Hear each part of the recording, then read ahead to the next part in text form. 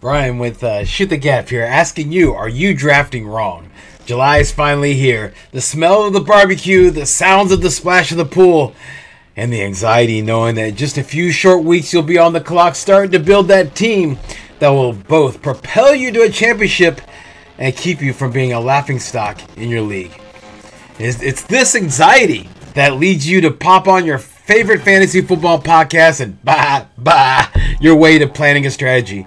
Yeah, go ahead, little sheep. Follow the herd since no one else is building a hero or zero running back strategy, right?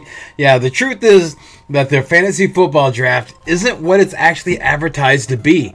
We're told that this is a time to build that team that will achieve your dreams, but the simple fact is that it just isn't.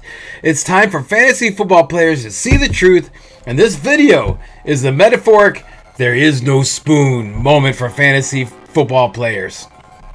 The team you draft isn't your forever team, and the fantasy football draft is nothing more than a talent grab. There's no magical running back in the first, wide receiver in the second cheat code. It's all about evaluating talent and picking the ones that are available to that score the most points. Every year we hear stories about how a team that was auto-drafted won the championship, and why is that? Is it because the computer was programmed with a hidden strategy that only the Illuminati knows and it used that formula? Or is it that the computer just simply thought like a computer and picked the player that will score the most points regardless of position? The latter absolutely is true, and I'm not just saying that because I want to avoid seeing any type of black SUVs and helicopters outside of my home. I mean, I've won 3 fantasy football championships, and every single one of the teams did not look anywhere close to the same in December as it did in September.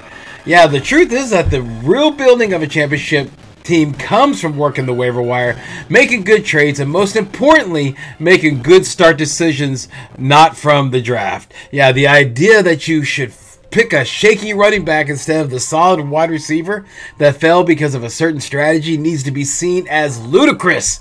Yeah, players need to realize that the round that you pick a player really only matters the day of the draft. Yeah, as soon as the final pick is made, the round you drafted someone is a meaningless stat. It's all about production. Yeah, the path to the championship begins in the draft, but the draft is only the starting of the engine. It isn't the building of the car. I suggest 2 things. Firstly, stop being lazy and letting a talking head, if you watch the podcast, or a disembodied voice, if you listen to them, tell you what to do. They are great tools, but by no means the gospel. Secondly, simply do a little bit of homework. Yeah, I'm not talking about ranking every single player and theorizing how many touchdowns or yards they should get based on schedule and situation. That's for the paid professionals to do, and even then, those rankings shift around like the platelets in the San Andreas fault, threatening to crater your fantasy football season. I'm suggesting you to look at the running backs, quarterbacks, tight ends, wide receivers, and ask yourself if their usage is as secure as best as they possibly can be based on history and situation.